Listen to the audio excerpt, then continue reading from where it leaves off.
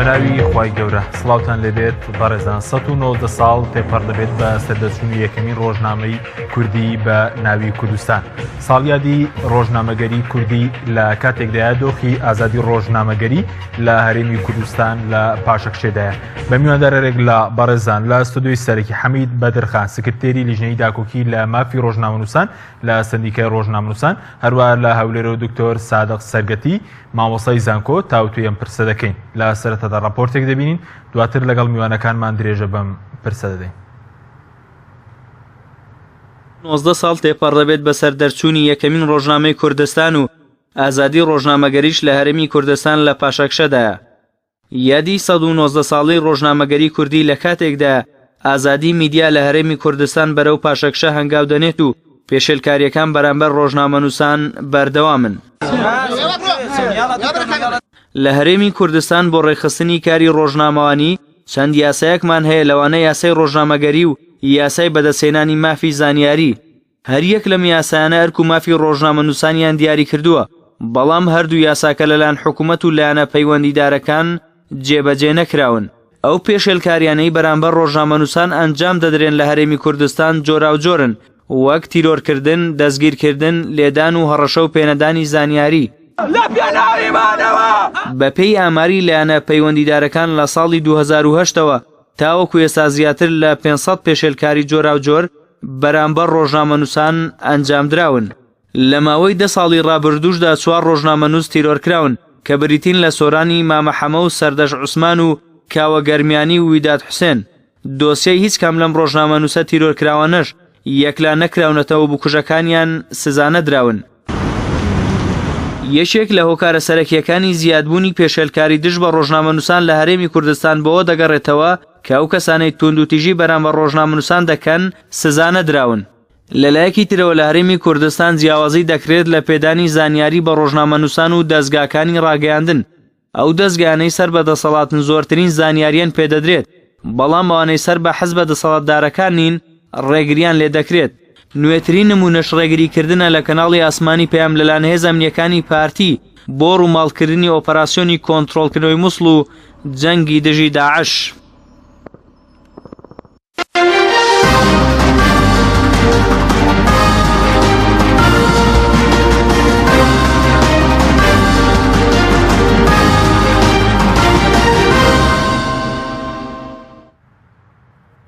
دووبارە سڵاوتان لێبێت بەڕێزان، سوپاس بۆ میوانەکانمان. کاک حەمید بەخێر بێن ئەگەر سەرەتا لە بەڕێستانەوە دەست پێ بکەین بەر لەوەی قسە لەسەر ئازادی کاری ڕۆژنامەگەری لە کوردستان بکەم. حەزەکەم قسە لەسەر 119 ساڵەی ڕۆژنامەگەری کوردی بکەین. ساڵانە کە یادی ئەم دەرچوونی ئەم ڕۆژنامەیە دەکرێتەوە، بەیاخی ئەم ڕۆژە چییە بۆ میدیا و میدیاکاران لە هەرێمی کوردستان؟ زۆر سپاس. دیارە ئەمڕۆ 190 ساڵ تێپەڕ دەبێت بە سەردەرچوونی یەکەمی ڕۆژنامەی کوردی بە ناوی کوردستان لە دوورە وڵات، لە دوور لە مەسکەنی کوڕانی بەدرخانیەکان، بە تایبەتی میقداد بەدرخان و عەبدوڕەحمان بەدرخان لە قاهیرە توانیان ژمارە 1 لە چاپخانەی دارولهیلال بە چاپ بگەێنن. دیارە دەرچوونی یەکەمی ژمارە بە زمانی کوردی ئەمڕۆ ئەوەمان پێ دەڵێ ئەگەر ئەو کات ڕۆژنامەی کوردستان دەرنەچووبە، لەوانەیە زمانی کوردی لە نێو بچووبە وەکو زمانەکانی دیکەی دنیا. بۆیە ڕۆژنامەی کوردستان گرنگیەکی وای هەیە کە دەتوانێت بڵێن جگەلەوەی کە تاقە سەرچاوەی ئەو کاتی بووە و ئەمڕۆ شان بەشانی هەموو بڵاوکراوەکانی دیکە ڕۆژنامەی کوردستان بەرز و بەنرخوا دەگیرێت. بۆیە ئێمە 15 ساڵ پێش ئێستا هەوڵماندا یادێکی تەقلیدی نەکرێتەوە ڕۆژنامەی کوردستان لە 24 دەرچووە میقداد بەدرخان وانە. بۆیە لە هەوڵی ئەوە دابووین بەزیدی گەڕان و کنە و پشکنین بکەین لە بەرامبەرەوەی کە ژمارەکانی ئەوەی نەقوستانە کە سیوێک ژمارەی دەرچوو بوو. بۆیە من لە یادی 109 ساڵە درود بۆ جانی پاچی هەموو ئەو کەسانی ڕۆژێک لە ڕۆژان خزمەتی بە ڕۆژنامەنووسی کوردی کردووە لە هەوڵی ئەوە دابین بە هەمومان ژمارە 19 ڕۆژنامەی کوردستان بدۆزینەوە کە تاکە ژمارەیە تاکو ئێستا لەو سیوێک ژمارە نەدۆزراوەتەوە و من بە هیوام کە لە یادی 1990 ساڵی ڕۆژنامەنووسی کوردی ئەو بەربەست و پێشکاریانی بەرامبەر بە ڕۆژنامەنووسان ڕووی لە زیادی کردووە بە تایبەتی لە ساڵی 2017 و نەمێنێ و ڕۆژنامەنووسان و کەناڵەکانی ڕاگەاندنی حەزبی و غەیرە حەزبی لە بەرامبەر هەر پێشکاریەک بەرامبەریان ڕای گشتری ئاگادار بکرێتەوە داوای یاسایی تۆمار بکەن. بەڵێ زۆر باش بەس ئەوەی کە بەرەزوتت بەیاکەم ڕۆژنامە بەیاخەکەی لە مەسلەی زمانی کوردیدایە بۆ مەسلەی ئەرشیفکردنەکەشی تاکو ئێستا ژمارە 19 نەدەوەزراوەتەوە. من بەخۆم زیاتر لە 27 دەوڵەت گەڕاوم. ئاخر شت بە ئیساب لە کتێبخانەی کۆنگرسی ئەمریکی بە مایکرۆ هەیە. من لەگەر مایکل چاید کە کوردیزانێکی ئەمریکیە لە هەوڵی ئەوەدا بن کە چۆن مایکرۆکەمان دەست بکەوێ بیکی بیخینە سەر کاغەز و بڵایی بکەینەوە گفتیان دا و جێبەجێ نەبوو بۆیە تاکو ئێستا لە هەوڵی ئەوەداین کە ژمارە 19 چابووە چونکە لە ژمارە 18 دەری هەروەکو لە ژمارە دادێ بڵاو دەبێتەوە لە ژمارە 20 ئەو بابەتەی کە بە زنجیرە بڵاو کراوەتەوە ئیشارەت پێدەدا کە لە ژمارە 19 بڵاو بووتە بۆیە ئەوە خەمی هەموو دڵسۆزانی دنیای ڕۆژنامەنووسی و ڕووناکبیری کوردیە کە بە دوای ژمارە 19دا بگەڕ و ژمارە 19 بدۆشێتەوە. سوپاس دەکەم دۆتەگەرم بۆ لای بەڕێستان ئەگەر بچینە هەولێر لای کاک دکتۆر سادق کاک دکتۆر زۆر سوپاس بۆ بەشداریکردن لە بەرنامەکەماندا دوای تێپەڕبوونی 119 ساڵ بەسەر دەچوونی یەکەمین ڕۆژنامەی کوردی بە ناوی کوردستان بەڕێستان دۆخی ڕۆژنامەگەری و میدیا لە هەرێمی کوردستان چۆن دەبینن؟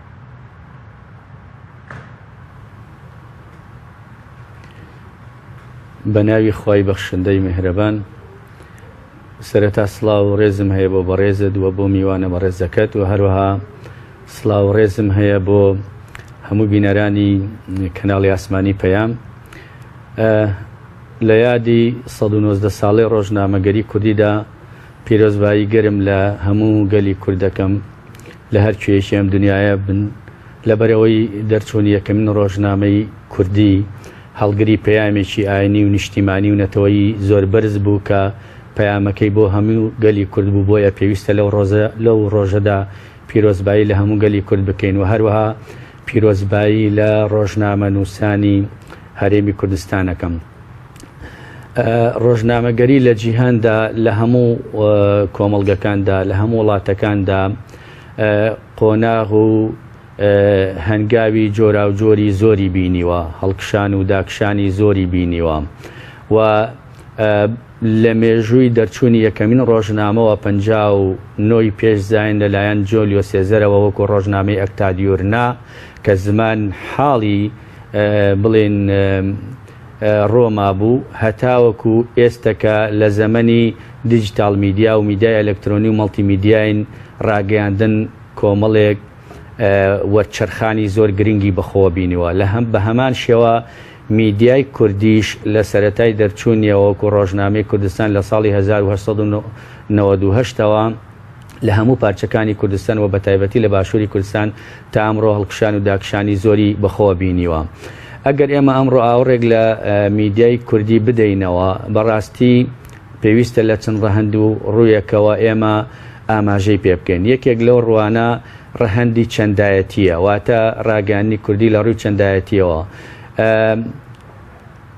هەموو ڕۆژنامە نووسان و ڕاگەاندکاران ئەزانن کە ئێمە ئێستا خاوەنی میدیایەکی فرین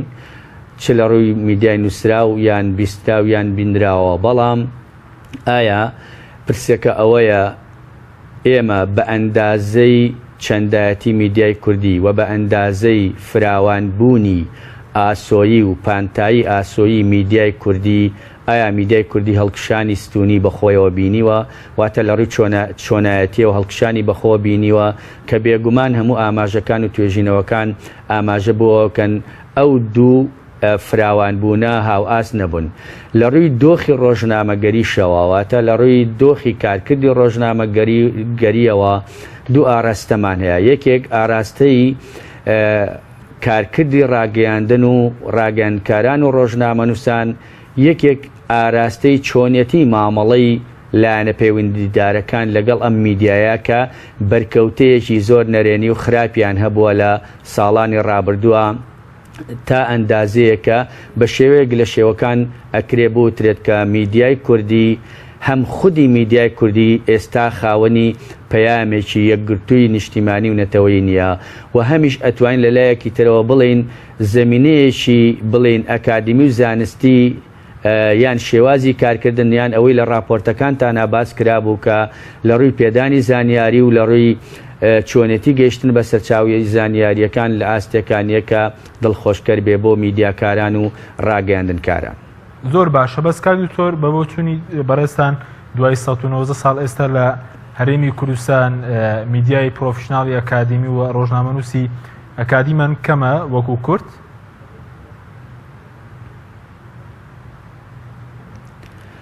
ئێمە ئەزانین کە لە ڕاستیا ڕاگەیاندنی کوردی لە سەرەتاوە ڕاگەیاندنێکی بازمون بووەتە خودی ئەوانش کە وەکو ڕۆژنامەنووس کاریان کردووە لە ڕووی ئەزمونەوە کاریان کردووە و لە ڕووی ئەزمونەوە فێری کاری میدیای و ڕۆژنامەگەری بوون بەڵام بە خۆشحاڵیەوە ینی لە بەتایبەتی لە 2003 و 2004 بەدواوە ئێمە بووین بە خاوەنی کۆمەڵێک ڕۆژنامەنووس و میدیاکاری شارەزا لە ڕووی تیۆری و هەروەها شارەزاش لە ڕووی ئەزمونەوە بەڵام ئەو ڕۆژنامەنووسانە و ئەو ڕاگەیاندکارانە و ژمارەیان و ڕێژەیان و ڕۆڵ و کاریگەریان بە ئەندازەی خواستی میدیایی هەرێمی کوردستان نییە. خواستی میدیایی هەرێمی کوردستان وەکو باسم کرد لە ڕووی چەندایەتیەوە ئێمە خاوەنی ژمارەیەکی زۆر لە کەناڵی ئاسمانی و بە سەدان وێزگەی رادیۆیی و بە سەدان بڵین جۆری بڵاوکراوەی جۆرا و جۆری نووسراوین واتە ئەو ڕێژە ڕۆژنامە نووسە ئەکادمی و زانستی پرۆفیشناڵی کە هەمانە ئەویش لە ناو کەوانەیەکە پرۆفیشناڵ چونکە ماومانە بۆ ئەوەی کە پێیان بۆترێ پرۆفیشناڵ بە ئەندازەی ئەو میدیایە نییە کە لە ئێستا لە هەرێمی کوردستانە بوونی هەیە لەبەر ئەوە کاریگەری نەرێنیشی دوجار لە کارکردی میدیای ڕەنگی داوەتەوە. بەڵێ سوپاس دەکەم دوات تەگرم بۆ لای بەڕێستان کاک دکتۆر کاک حەمید ئەگەر بگرم بۆ لای بەڕێز لە یادی 1990 ساڵی ڕۆژنامەگەری کوردی بۆچی ئێمە دەبینی کە سەندیکای ڕۆژنامەنووسان دوو بەیاننامەی جیاوازیە بوو هۆکارەکەی چی بووە مەسەر ناوەڕۆکەشیان جیاواز بوو لەسەر تێڕوانینیان بۆ ئازادیکاری ڕۆژنامەگەری بۆ دۆخی ڕۆژنامەگەری لە هەرێمی کوردستان. بەجددی خەمی ئەنجومەنی سەندیکای ڕۆژنامەنووسان ئەگەر بەڕاستی بە واقعیت بوێ داکۆچیکردنە لە مافی ڕۆژنامەنووسان و ئەو خەمخۆریە لە بەرامبەرەوەی کە ئاستی ڕۆژنامەنووسانی کوردستان لە بەرامبەر ڕۆژنامەنووسانی عەرەبی و جیهانی و کۆمەلگای نێودەوڵەتی دەبێت چی بێ؟ ئایا ئەو کۆنتاکەی کە لە نێوان ڕۆژنامەنووسانی کوردی و ڕۆژنامەنووسانی دیکە تا ئەو کاتێک کە کۆنتاک بووە کە بتوانن ئاڵوگۆڕی کۆمەڵێکی لەگەڵ یەکتری بکەن بەداخەوە من کۆمەڵە خەون هەبوو کە چوون بۆ ئەنجومەنی سەندیکای ڕۆژنامەنووسانی کوردستان. خەونەکان چی بوون؟ من خۆم لە کرێکاری ناو چاپخانە لە ساڵی 1984 هاتووم لە هەموو بەشەکانی چاپ تا دوای ڕاپەڕین لە پەیامنێری تا نووسین تا نووسەر تا جێگیری سەرنووسەر تا سەرنووسەرەوانە لە دوا کۆنگرەی ڕۆژنامەنووسان خۆم پاڵات بووم بۆ ئەندامی ئەنجومەن. خەونی من ئەوە بوو کە چی ڕۆژنامە و گۆڤاری نەدۆزراوە بدۆزرێتەوە چی ڕۆژنامە و گۆڤاری کوردی هەیە بیبلۆگرافیای بۆ بکرێ و پێناز بکرێ و لە دووتێی ئەو گۆڤارەی کە سەندیکا بڵاوی دەکردەوە. کۆمەڵک خەون هەبوو لە بەرامبەرەوەی کە بەڕاستی بتواندرێ بیۆگرافیایەک دروست بکرێ هەموو ڕۆژنامەنووسانی کوردی تێدا خۆی ببینێتەوە. بەداخەوە پاش 5 ساڵ لە کاری ڕۆژنامەنووسی من بێئومێد بووم هەموو خەونەکانم چۆ ژێرگڵ لە بەرامبەرەوەی کە تەنیا و تەنیا من داکۆچی کار سەرسەختی مافی ڕۆژنامەنووسان بووم لەگەڵ هەموو ئەوانش بەجددی دەڵێم بێویژدانی بەرامبەر بە هەم ڕۆژنامەنووسان بەرامبەر بە هەم ئەو کەسانێک کە کار دەکەن یعنی قەنەعەت بکەن ئەنجومەنی سەندیکان منافەسەکەی لە ئەحزابە کوردەکان زۆر مەترسیداترە. چۆن ینی سەندیکایەکە سەندیکایەکی حیزبیە؟ سەندیکایەکی زۆر حیزبیە. چەند حیزبی لە 100 میلیۆن 100 میلیۆن حزبیە لە بەرامبەرەوەی کە بەجددی لە بەرامبەر ئەرکوماف لە بەرامبەر پێکەی کەسێتی کەسەکە خۆی یعنی هەندێک لە ئەندامانی ئەنجومە شەرم دەکەن لە بەرامبەرەوەی کە ئەندامی ئەنجومەنن کەچی شوێنەکە ئینسان دەبێت شانەجی پێوە بکە بەڕاستی ئەنجومەنی سەندیکای پێشووتر خاوە شەخصیەتێکی ئەکتیڤ و زۆر باش بوو لە بەرامبەرەوەی کە پرسوڕا هەبوو شت هەبوو ئێستا زۆر منداڵکارانە مامەڵە دەکەن لە بەرامبەرەوەی کە ینی باشە جەنابیشتر لە ئەنجومەنەکەدانی منداڵکارانێکە لە چیدا ینی منداڵکارانە من لە حزبێکی دیاریکرا و چوبەتەیە بوومەتە ئەندامی ئەنجومەن قەنەعەت کە 5 ساڵە هیچ ئەندامێکی مەکتەبی سیاسی سەرکردایەتی یەکێتی کە من یەکێتیم پێم نەگوتووە لە ئەنجومەن ئاوا بڵێ ئاوامەڵە من ئازادانە کارم کرد و ئیش خۆم کرد و جێمە داوەتە کەس لە بەرامبەر ئەوە نەقیبی ڕۆژنامەنووسان پارتیە بەڕاستی سیر دەکەی نییە ئیدی نەک هەر منداڵانە بەڵکو نانیشتیمانیانەش نانەتەوەییانەش لە بەرامبەر هەموو ئەو شتانێکە دەیگوزەرێنی بێ پرسوڕا بێ هیچ شتێک بۆیە من ئەمڕۆ ئەو باسی ئەو دوو بەیاننامەت کرد لە بەرامبەرەوەی کە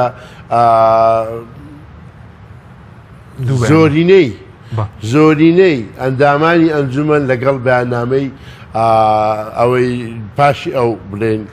زۆرینەی لەگەڵ بەیاننامەکەی جەنابتدا بوون نەک ئیمە ئەو بەیاننامە ئێمە زۆرینەیە بەس زۆر بوو ینی لە ئێستا سەندیکایەکە دوو بەیاننامە دەربچێت لە ساڵی یادی ڕۆژنامەگەری باشە ئەوە دەکرێت پرسیارەوە بکەیت باشە ناوەڕۆکی بەیاننامەکان جیاوازی تیا بوو ئەوە دەکرێت پرسیارەوە بکەیت کە بەڕاستی کاتێک کە کەناڵی پەیام ڕێگا نادرێت کاتێک کەناڵی پەیام ڕێ لێ دەگیرێت کاتێک کە کەناڵی NRT و کێنێ ڕەوانی ئەو دیو دەکرێتەوە نە کەناڵەکە قردێریەکی ڕەشی هەڵواسی و کەناڵەکەی داخست بۆ 10 ڕۆژ بۆ 5 ڕۆژ تا ئەمە مافی ئەم پێشێرکاریە بەرامبەر ئەو ڕۆژنامەنووسە نەدرێتەوە نە ئەو کەناڵش کە ڕێگای نادرێت لە پرێس کۆنفرانس و لە کۆمەڵە شوێن کە پامێرەکانیان دەردەکەن ئەگەر من لە کەناڵەکەی تۆ یا کەناڵەکەی دیکە داکۆچیم کردبێ لە بەرامبەرەوەی کە بۆچی کەناڵی پەیام یا کەناڵێکی دیکە دەرکراوە مافی نەدراوە کەناڵێک کە بەشدار بێ ئەمە نەقیبی ڕۆژنامەنووسان ڕوونکردنەوە بڵاو دەکاتەوە لە بەرامبەرەوەی کە ئێمە ئاگامان لەو ڕاگەاندراوە نییە حەمید بەدرخان وەکو سکرتێری لیژنەی داکۆچی بڵای دەکاتەوە بۆیە تو تەمەشا دەکەی بەڕاستی کار بگاتە ئەوەی نەقیبی ڕۆژنامەنووسان تەلەفۆن بۆ چەند کەناڵێک بکە ئەوە قسە لە حەمید وەرمەگرن لە یەکێکی دیکە وەربگرن یعنی ئەمە ئەنجومەنی سەندیکای بچوو کردوتەوە ئەمە ئەهمیەتی کاری پیشەی ڕۆژنامەوانی لە بەرامبەر 6-7 ئەندام لە ئەنجومەنی سەندیکای ڕۆژنامەنووسان تەداخولی حیزبی کەوتت لە 100 میلیۆن سندیکا حیزبیە بەڕێز دەندامی ئەو سندیکایش ئەنجومەنی باڵای و سندیکای تەداخولەکە حیزبی بۆ سندیکات چییە بۆ نمونە حیزب من لەلای منەوە هیچ کەسێک ڕۆژان لە حیزبەکەی خۆم پێی نەگوتوم لە دۆسیە کاوەگەرمیانیش لە دۆستی کاوەگەرمیانی ڕسمی کاوەگەرمیانیم لە بەرگدانا ویداد حوسێن تیرۆر کراوە لە دۆهۆک زۆر هەوڵماندا ئەوە بکەین یا هەر ئەوەشی نەکرد بە خۆی تەسمیمی کرد سەعات 1 شەو نەقیب هات لەبەرەوەی لە زۆنی سەوز تیرۆر کرابوو نەقیب سەعات 1 شەو هات لە ئەنجومەنی سەندیکا بەرجی کاوەگەرمیانی دانا بە حیساب لە زۆنی سەوز یەکێتی کاوەگەرمیانی تیرۆر کردووە کەچی ویداد حوسێن تیرۆر کرا من تەسریع ئەم داوە ڕوونکردنەوە بڵاو دەکاتەوە دەڵێ ئەوە حەمید لە خۆڕا ئەوا دەڵێ بۆیە بەڕاستی ئەو هەموو کاوەگەرمیانی تیرۆر دەکرد لیژدە دادەندرێ ئەندامی نووسنگەیەک دەکا ناڵێەوە حەمید سکرتێرە ئەو دەکابەوە کەچی ئەنی کۆمەڵە کشتی دیکە لێرە لێر دەگوزارێ ئەو زۆر حزبیانە و منداڵکارانە مامەڵە دەکات لە بەرامبەرەوەی کە حیزبیانە کار ناکەیان ڕەنگەویش ئەو ڕخنی لە جەنابەت هەبێ من حزبیم بەڵام منداڵانە مامەڵە ناکەم من حزبیم لە بەرژەوەندی باڵای گەلەکەی خۆمیش دەکەم من حزبیم لە چێ نەحەقی هەبێ دەیڵێم من حزبیم لە بەرامبەر ئەوەی کە حزبەکەی من کارێکی دانیشتیمانی حزبەکەی من کارێک بکە سندیکا بە ئاقارێکی دیکەدا ببا حاشا من قبول باش ئێستا یەکێتیان پارتی دەوێت سندیکا بە ئاقارێکی خراپدا بەرێ فەراد عونی پارتی بوو بەڵام حرمەتی سندیکای ڕۆژنامەنووسانی گرتبوو فەراد عونی هەمووی شەکانی مەکتەبی سیاسی و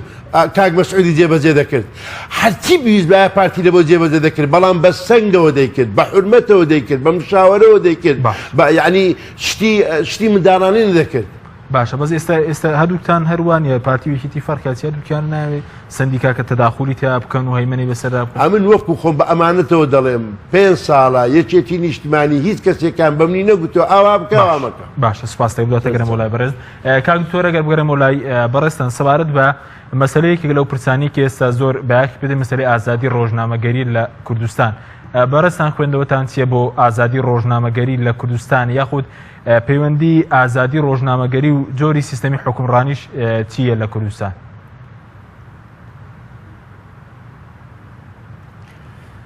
سەرەتا حەز دەکەم من بڵێم کە بەڕاستی ئەوەی کە بەڕێز کاک حەمید باسی کرد لەبارەی سەندیکا ڕۆژنامەنووسانەوە ئەوە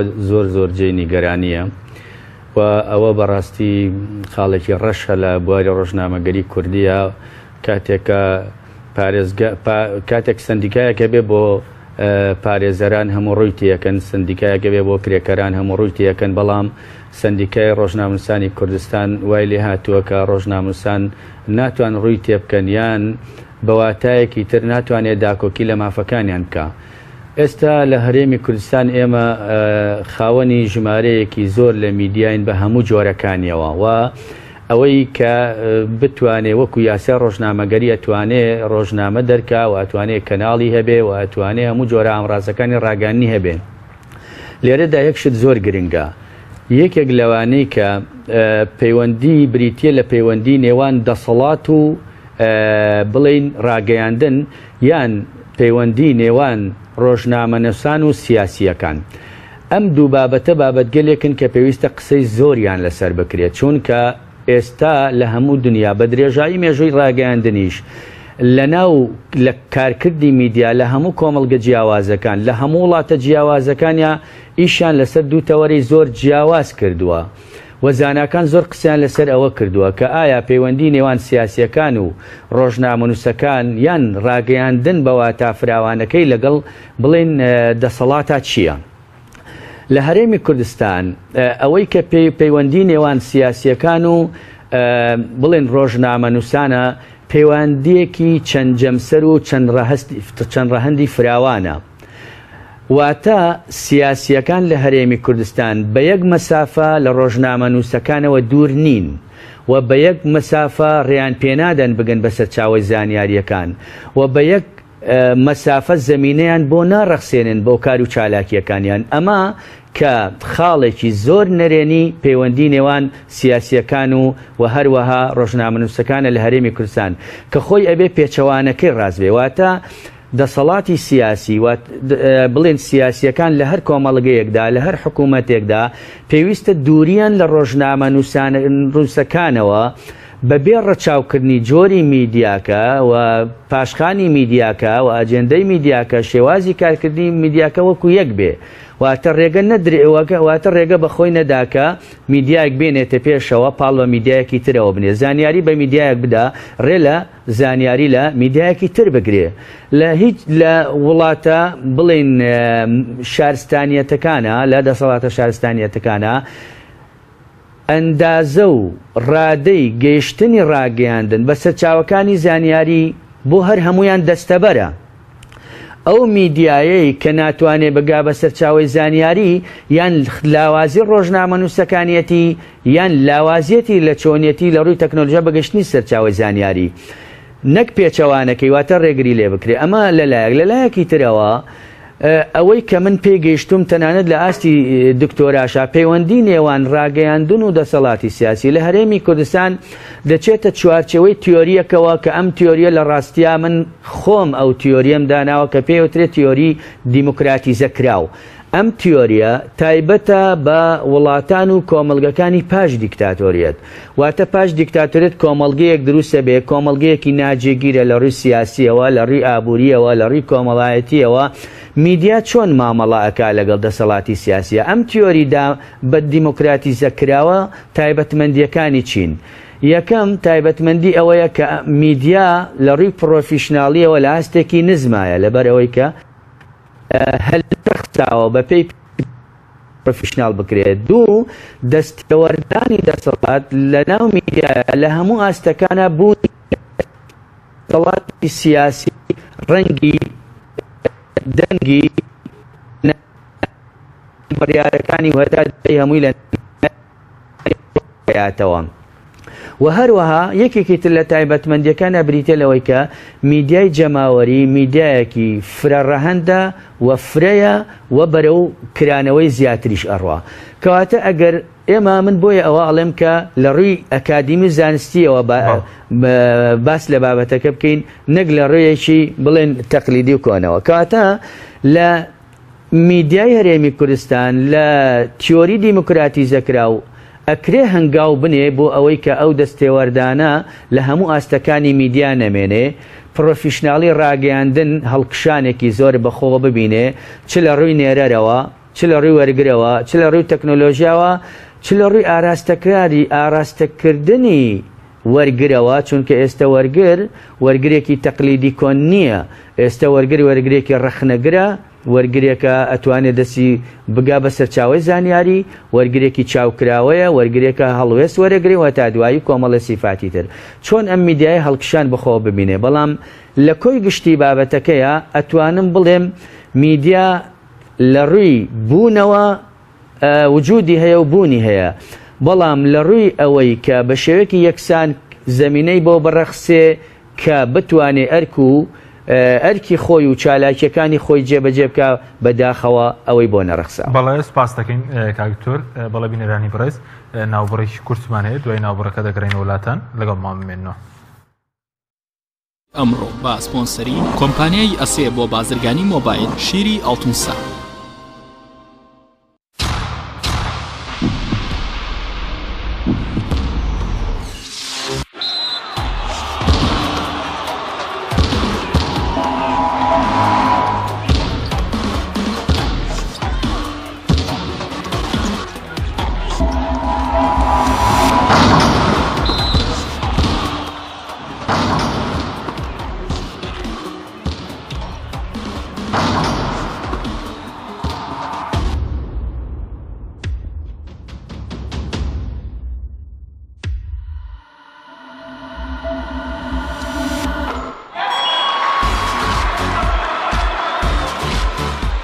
سەرکەوتنە گەورەیە تەنها شیری وشکی ئەڵتونسای تەمێکی ڕاستەقینە و 100% سروشتی نۆشی کەو هەمیشە بە بەهێزی بمێنەرەوە. ئەسێ ئەمڕۆ جیاوازتر دەردەکەوێت. ئەسێ ڕنگ و هێز و توانایەکی نوێ پێشکەش دەکات. زیرەکێکی ڕاستەقینە و متمانە پێکراوە. ئەسێ Q6 نوێترین مۆبایلی زیرەکە و کردنەوەی لەلایەن پەنجەمۆری خاوەنەوە کار دەکات. ڕامی 3 گیگابایتە و میمۆری 32 گیگابایتە و کامێرای سەرەکی 13 مێگاپیکسلە و کامێرای پێشەوەی 8 مێگاپیکسلە. ئەسێ یەکەمین مۆبایلی مارکەی کوردی 4G LTE. کۆمپانیای بەیزا لە پێنە و بەرەنگاربوونەوەی قەیرانی دارایی و پێشکەشکردنی باشترین ئامری کارەبایەتی نۆماڵ، کۆمپانیای بەیزا بووە بریکاری گشتی کۆمپانیای زەمگی ئیتالی. هەروەها فرۆشتنی بەرهەمەکانی باقیستی هەژدەمان بە هاوڵاتیان، سەلاجە و مجەمیدە، هەموو جۆرەکانی سپلێت، تەلەڤیزیۆن و تەباخ و مڕەشەح، فرن و مایکرۆ، گسکی کارەبایی، غەسالەی جلشتن و قاپشتن. بەیزا مامی هاوڵاتیان. تۆپ ئارت تاکە بریکاری تۆڕی میدیایی کۆمەڵ بۆ دروستکردن و بڵاوکردنەوەی ڕیکلام. تۆپ ئارت.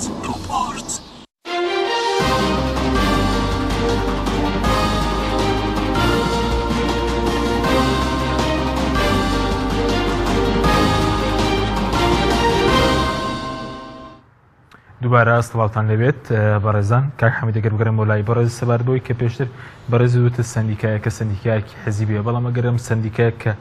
یان سەندیکای تر نیە بۆ داکۆکیرن لە مافی ڕۆژنامەنووس، ئەگەرم سەندیکایە حیزبی بێت کێ مەسەرەن داکۆکی لە مافی ڕۆژنامەنووسان دەکات؟ سەندیکا تەبان سێ یاسای هەیە. یاسای ژمارە 35 بۆ کاری ڕۆژنامەگەریە، یاسایەکی دیکەیە ئەوە بۆ کاری سەندیکای ڕۆژنامەنووسانی کوردستانە، یاسایەکی دیکەیە بۆ خانەنشینی ڕۆژنامەنووسانە. دیارە مەهامی یەکەم و کۆتایی ئەوەیە کە بەڕاستی سندیکا دەبێت داکۆچیکاری سەرسەختی مافی ڕۆژنامەنووسان بێت. ئەمە جگە لەوە کۆمەڵک ئیشی دیکەیە لە بەرامبەر پێدانی ژمارەی متمانە بە و بڵاو کراوانە دەدەچێت بەتابەتیش یەک دوو ڕۆژە مەجلس شورا ڕێگای داوە کە ژمارەی متمانە بدا بۆ سایتە ئەلکترۆنی و ئەوانە دیکە کە لە یاسای ژمارە 35 و لە یاسای وەزارەتی ڕۆشنبیریش نهاتووە. بەڕاستی وەکو سندیکایەکی پیشەیی کە خەمی ڕێخستنی کاری میدیا لە هەرێمی کوردستان بەزیدی ئەو کارانەی بڵێن لە ڕێگای حیزبەکانەوە تەوجیه دەکرێت بۆ ئەوانە دیکە، ینی ئەمە کارێکی خراپە، کارێکە لەگەڵ پیشەی ڕۆژنامەنووسی ناگونجێ و ڕاستە سندیکا ڕۆژنامەنووسان بە تەواوی سیاسی هاتووە و پێشووتر کۆمەڵی یۆگرت و گۆڕان کۆمەڵی یۆگرتی تێدا بوو بەداخەوە ئەم جارە تێدا نییە لەو تەوافقە سیاسیە، بەڵام ساڵی یەکەممان لە دوای برێ کۆنگری نوێ کارەکانی خۆی بەڕێ زۆر باشە. بەڵام باس لەوە دەکرێت کەم سندیکا ئەگەر سندیکایەکی حزبی بێت و شەریعەتیشی نەمابێت چۆن دەتوانێت وەداکۆکی لە ئازادی ڕۆژنامەگەری بکەن لە کوردستان؟ ئێمە وەکو لیژنەیەک لە ئەنجومەنی سندیکا ڕۆژنامەنووسان لیژنەی داکۆچی لە مافی ڕۆژنامەنووسان و بەڕاستی کۆمەڵێک لیژنەیە کە 300 ساڵە هەر سڵ کراوە، هەر لە کاتی پێشووتر باشترین لیژنە بوو لە لیژنەی بەرزەفتە، لیژنەی چاودێریە، لیژنەی بڵێن خانمانە یا لیژنەی مێینەی ڕۆژنامەنووسانە، ئەوانە 3 ساڵە هەر کۆبوونەوەیشیان نەکردووە. هەر لە بیدایەتی دروستبوونیەوە لیژنەی بەرزەفت و چاودێری هەر هیچ کاتێوە لە قەیرانێکی گەورەدا لە قەیران گەورەتر چ هەیە؟ کارە سادۆ نییە؟ دۆخی سندیکای ڕۆژنامەنووسان قەیرا هەر لەوانەیە زۆر کارەسات، ینی بەڕاستی کارەسات لەوە چییە کە ئەندامانی ئەنجومەنی سندیکا برن بەیەکەوە قسە نەکەن، دەنگتان بێ نەقیب لەگەر جێگری نەقیب قسە نەکە، من لەگەڵ ئەندامێکی دیکە قسە نەکە، من لەگەڵ نەقیب، ینی بەڕاستی توتە مشاهدەکەی لەوە کارەسات ئێستا دەنگشتان بێکەوە نییە وەکو ئەندامانی ئەنجومەن و ئەمە داندامی ئەنجومەنین. لێرەوە لە یادی 1990 ساڵە درود بۆ جانی پاچی جەمال حوسێنی هاوڕێم برادرم و بڕیاردەری لیژنەی داکۆچی کە بەداخەوە بەهۆی نەخۆشی مانجی پێشوو کۆچی دوایی کرد با ینی پێشووتر ئەوە، بەڵام بەهۆی کارە بەرپرسیارەتی نەقیبی ڕۆژنامەنووسان کە لە بەرامبەر جێگر و ئەندامان و ئەوانەی کە دەیکا و کردوویەتی و بەردەوامیش دەبێت لەگەر لەسەر هەڵەکانی خۆی زۆر باشە. بەڵام هەڵەکانی چین ڕەنگە و ئەو بەکارێن نابێت دەسەڵاتە یاساییەکانی وەکو نەقیب بەکارێن ئەخ وەکو نەقیب، ینی بەبێ گەڕانەوە بۆ ئەنجومەنی سندیکا کارێکی ناساییە. باشە بەڕێز فەراد ئەونی نەقیبی ڕۆژنامەنووسان پەترۆلێکی هەبوو داینادا کە ڕۆی دەوری تەسلیمی کرد، فرۆشترا نەقیب هەر فرۆشتی سارەی خۆی هەبوو، فرۆشتیەوە ئەنجومەن بۆ خۆی بەکاری هێناوە، دوای ئەوە فرۆشتیەوە سکرتێری ئەنجومەن ئەم جاری دوم هەر سارەکەی خۆی فرۆشتیەوە ئەو ئێماگەمانی نەبوو نەشمان زانی یەگەتەن لە دارایی سندیکاژ نیە ئێستا بۆ ڕۆژانە بۆن مەساڵانە ئەندامی سندیکا 25,000 لێرەوەی کارە، ئەوەی تریشیان مەسەلەن مەشقکارەوە 15-20,000 لێوە دەگیرێت. ئەمە ئەو 2 ساڵە ڕێگادرا بە لە قەوقان و نووسنگەکان کە لەبەرەوەی دەرماڵی مانگانیان نییە، ئەمە بۆ خەرجی خۆیان بەکاری دێنن نووسنگەکان و لقەکان و ئەوانە، بەڵام ئێمە مانگانە 40 میلیۆن دینارمان وەرگرتووە، پێشتر 100 میلیۆن بوو لە حکومەتمان وەردەگرت. بەڕاستی ینی ئێستا لەگەر ئەو قەیرانە بوو بە 40 میلیۆن. سندیکا ڕۆژانە 40 میلیۆن دینار وەردەگرت. ئێمە 3 ساڵ زیاترە یەک فلسماونێکی ئەندامی ئەنجومەن. ئەی بۆ کوێ ڕۆژە 40 میلیۆنەکە؟ ئەمن وەکو لیژنەی داکۆچی ئەوە 2 ساڵە مانگانە ئەویشان لە ناو 3 مانگ جارێک 100,000 وەکو مینحەیەک دەدەن بە لیژنەکە، باقی یەک فلسماوە نەگرتووە. ئەوەی سەرف دەکرێت 5 میلیۆن ئیدارەیە بۆ بنزین و کارەکانی نەقیب و ئەوان ئەگەنە ئێمە حاشا هیچ ئەگەمە لە پارە نییە، هەر نازانین چیە. ئەی باش بەس وەکو سندیکا و پارەتان مەسەلەن بۆ مادام ئابوونە لە ڕۆژنامەنووسان وەردەگرن، ینی ئەمن بۆ ئاخیری لیستەکەم بینی عەلەساس بۆ ڕابەر سەدیق وەزیری دارایی ڕۆیشتووە بە ئیساب 40 میلیۆنەکە وا خەرج دەکە لیژنەی داکۆچی ماگانە ئەوەندە و لقی سلێمانی ئەوەندە هەولێر ئەو ئیدی لە نەتیجە نووسرایە مەصرفی ماگانەمان 1 میلیۆن 9 میلیۆنی پاش کرد. زۆر باش کەواتە ڕۆژنامەنووسان چاوەڕێی نەبن کە ئێوە داکۆکی لێ بکەن وەکو سەندیکا بەو جۆرەی ئێستا کە سندیکا بەداخەوە سندیکا نەتوانێت ئەندامانی ئەنجومەن داکۆچی لە مافی خۆیان بکەن چۆن سندیکایەک دەتوانێت داکۆچی لە مافی ڕۆژنامەنووسان لەکەی و کۆبنەوەتان نەکردووە 4-5-6 مانگی دەوێت 6 مانگیش دەوێت بەڵێ سپاس دەکەم دواتر دەگەرەمە وڵای بەڕێستان کاک دکتۆر ئەگەر بگەرەمە وڵای بەڕێز سەبارەت بە مەسەلەیەوەی کە بەڕێز وتت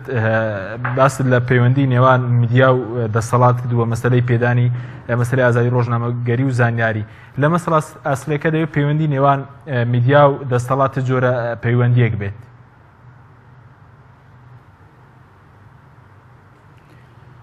لە ڕاستیە پێویستە پەیوەندی نێوان دەسەڵات و ڕاگەاندن سێ جۆر پەیوەندی هەیە کە چاکترینیان پەیوەندی پشت بە یەکتر بەستنە یەکێک لە پەیوەندیەکانیان یەکێک لە جۆرەکانی پەیوەندی پێویستی بریتە لە پەیوەندی دوژمنکارانە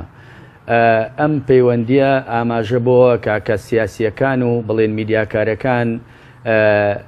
یەکتری بە دوژمنی یەکتر ئەزانن یان بە واتایەکی تر سیاسیەکان وا ئەزانن کە ڕۆژنامەنووسەکان کار و چالاکیەکانیان دژی بەرژەوەندیەکانی ئەوانە و ڕۆژنامەنووسەکانیش پێیان وایە کە سیاسیەکان ڕێگریان لێکن زەمینیان بۆ ناڕەخسێنن و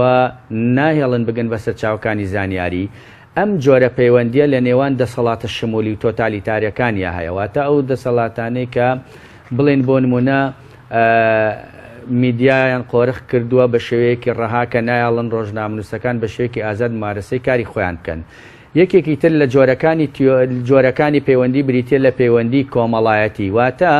هەم ڕۆژنامەنووسەکان و هەم سیاسیەکانیش ئەرکێکی کۆمەڵایەتیان لەسەرشانە کە ئەم ئەرکە لە ڕاستیە پاش تیۆری لیبراڵی هاتواتە تیۆری ئازادی ڕەهای میدیا کە پاشەوەی زانرا و ئازادی ڕەهایە هەندێک جار زەرەری و مەترسی بۆ سەر کۆمەڵگە هەیە و بیریان لەوە کردەوە زاناکان کە میدیا ئەبێ دوجار بەرپرسیارەتی کۆمەڵایەتی هەبێ و هەروەها ئەم پەیوەندیە ینی بۆچوونی ئەرێنی سیاسیەکان بۆ کۆمەڵگە و خزمەتی کۆمەڵگە و خزمەتکردنی کۆمەڵگە بۆچوونی ئەرێنی ڕۆژنامەنووسەکان بۆ کۆمەڵگە ئەیان گەێنێ بە ڕێکەوتنێکی هاوبەش کە چۆن هەردووکیان خزمەتی کۆمەڵگە بکەن هەروەکو زۆرێک لە زاناکان باسیەکەن یەکێکی تر لە جۆرەکانی پەیوەندی بریتە لە پەیوەندی پشت بە یەکتر بەستن ئەوەش لە کۆمەڵگە پێشکەوتووەکانە وجودی هەیە و بوونی هەیە ئەو کۆمەڵگانە کە میدیا بە تەواوی ئازادە ئازادی کە من ئەڵێم بە تەواوی ئازادەیان لە چوارچەوەی یاسایە چونکە لە هیچ شوێنێکی دنیا ئێمە میدیای ئازادمان نییە بە شێوەیەکی ڕەها چونکە ئێمە چەند قوتابخانەیەکی ئەخلاقی ڕۆژنامەگەریمانەیە کە پێ قوتابخانەی ئەرستۆیە قوتابخانەی سارتەرە قوتابخانەی ئیمانوئێل کانتە قوتابخانەی جۆن ستیوارد میلە چاکترینیان ئەو قوتابخانەی جۆن ستیوارد میلە کە ئەڵێ بەرهەمی کاری میدیای پێویستە لە خزمەتی کۆمەڵگەیا بێ بۆیە ئێمە ئەبێ بزانین کە ئەرکی میدیا و ئەرکی ڕاگەیاندن لە ڕاستیە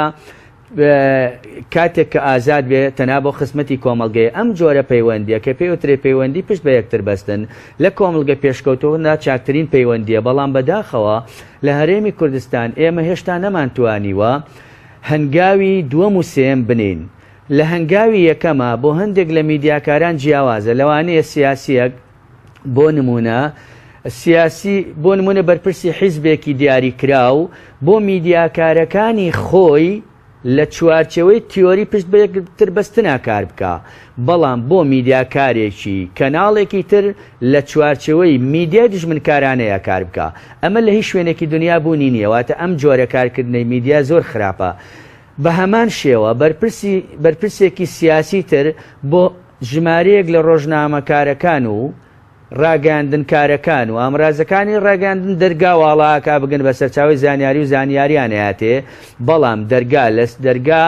دائەخا لەسەر کۆمەڵێک میدیای تر و کۆمەڵێک ڕۆژنامەنووسی تر لە خاڵێکە بە شێوازی تیۆری پشت بە یەکتر بەستن کارەکە لە خاڵێکی ترە بە شێوازی تیۆری دژمنکارانە کارەکە بەڵام ئەم ناهاوسەنجیە بۆچی ئەگەڕێتەوە بۆ ئەوە ئەگەڕێتەوە کە میدیا بە شێوەیەکی گشتی لە هەرێمی کوردستان دابشت بووە بەسەر حیزبەکانە ئەگەر بە شێوەیەکی ئاشکرا بێ وەکو میدیا حیزبی یان بە شێوەیەکی سێبەر بێ واتە زڵی حیزب بێ و سێبەری حیزب بێ لە هەموو ئەم حاڵەتە ناوای کردووە کە سیاسیەکانی پشتی کەناڵەکە لە خودی کەناڵەکە و ڕۆژنامەنووسار و ڕاگەاندکەرانی کەناڵەکەشەوە نزیکن و پێچەوانەکەشی ڕاستە بۆ ئەوەی ئێمە میدیایەکی تەندروستمان هەبێ لە هەرێمی کوردستان ئێمە پێویستە میدیایەکی نیشتیمانی و نەتەوەییمان هەبێ میدیایەکمان هەبێ ڕاگەیاندنێکمان هەبێ کە بە یەک ڕووبەر بە یەک مەسافە لە هەموو بڵێن تاکەکانی کۆمەڵگەوە چتاکی حیزبی چتاکی ناحیزبیە و دوور بێ بە یەک مەسافە بۆ بە یەک خواست و ئارەزوو بە یەک هێز و وزەی میدیایی داکۆکی لە مافی تاکەکان و مافی هاوڵاتیان بکە بەڵام بەداخەوە ئێمە لە هەرێمی کوردستان ئەوە نابینین بۆ نمونە ئایا پرسیار ئەوەیە ئەڵێن ئایا باشە میدیای حیزبی ئەتوانێت میدیای نیشتیمانی بێ من ئەڵێم لەوانەیە تا ڕادەیەک بتوانێت واتە چونکە ئێستا لە ئیتالیا لە بەرازی لە زۆرێک وڵاتانی دنیایمە میدیا حیزبیمان هەیە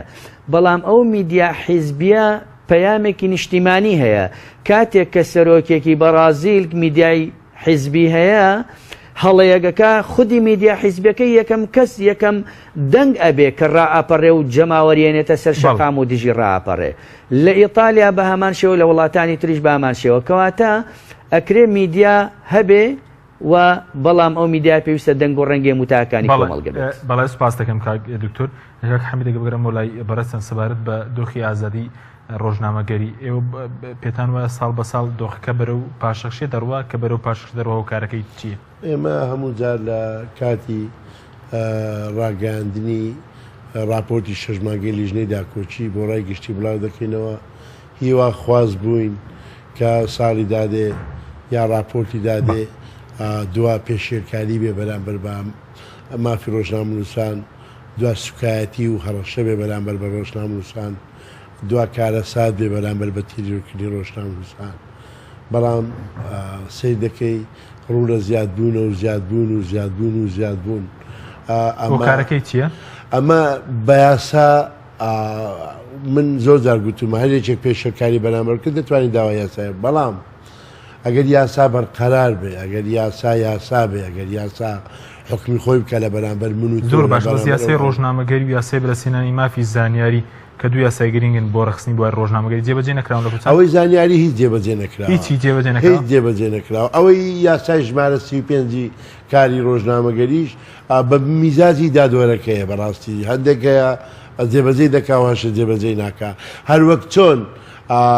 لە کاتی پێدانی ڕاژەی خزمەت لە کاری میدیایی